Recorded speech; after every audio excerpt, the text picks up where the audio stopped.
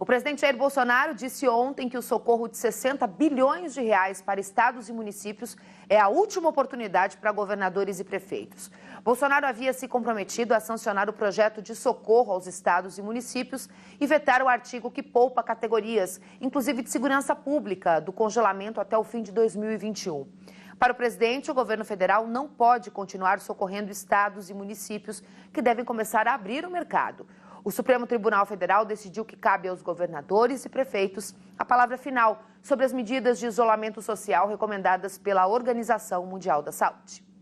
A gente vai aprofundar o assunto com o nosso comentarista Miguel Daúde, que fala com a gente ao vivo. Boa noite, Miguel.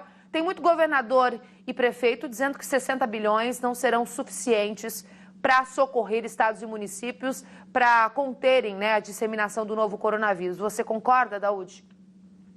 Olha, eu concordo sim, Suelen. Boa noite a você, boa noite a todos.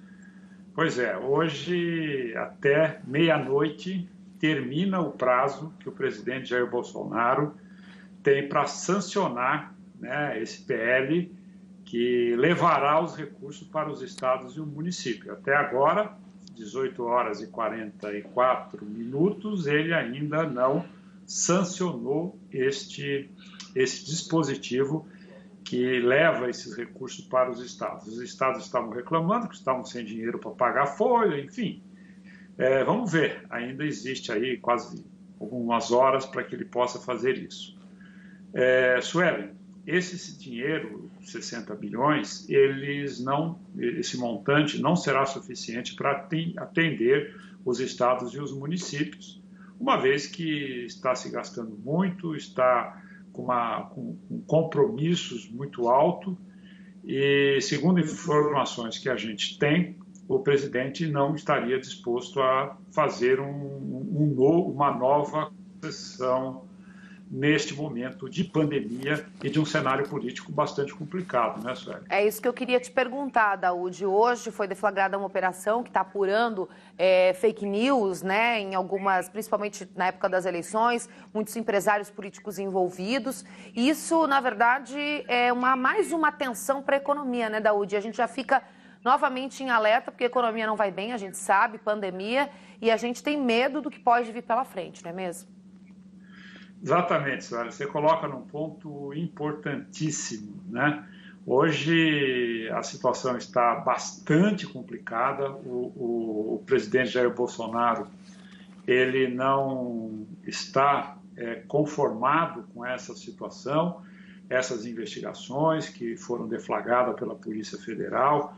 O andamento disso tudo leva a um risco muito grande para a economia, né? O que a gente ouve é que isso o Supremo está tirando de uma coisa que está vendo e pode acertar coisas que não está vendo.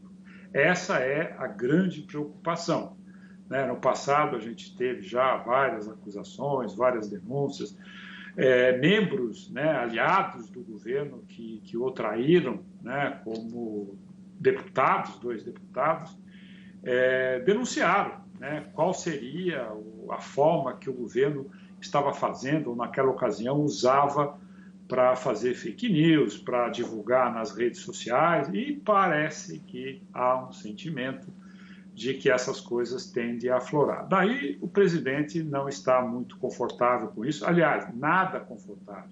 Ele convocou uma reunião de ministros para amanhã e está disposto, segundo ele, a não aceitar esse tipo de interferência, esse tipo de investigação. Ele quer nomear o Ramagem novamente, segundo o que está se apurando. Então, Sueli, isso foi um cenário complicadíssimo. No momento em que essa pandemia vai levar mais algum tempo, numa questão política em que os poderes estão em atrito, isso é um grande risco para a nossa economia. Mas aí, hoje, eu conversando com uma pessoa, já concluo meu raciocínio, ele me saúde. Essa situação não é isso que você está falando, não. O mercado financeiro, você viu?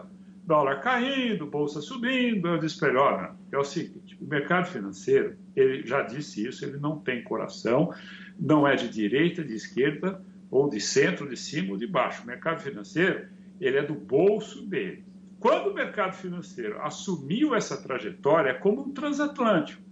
não importa as notícias, pode ser notícia boa, notícia ruim, ele vai até o momento em que ele tem tempo de fazer uma parada ou uma reversão ou continuar. Então, o mercado financeiro não serve de parâmetro para a gravidade dos acontecimentos políticos que estão acontecendo, né? Que não é nada fácil, desemprego aumentando, e é uma situação muitíssimo complicada, senhora. Eu acho que a gente tem que estar muito atento a isso.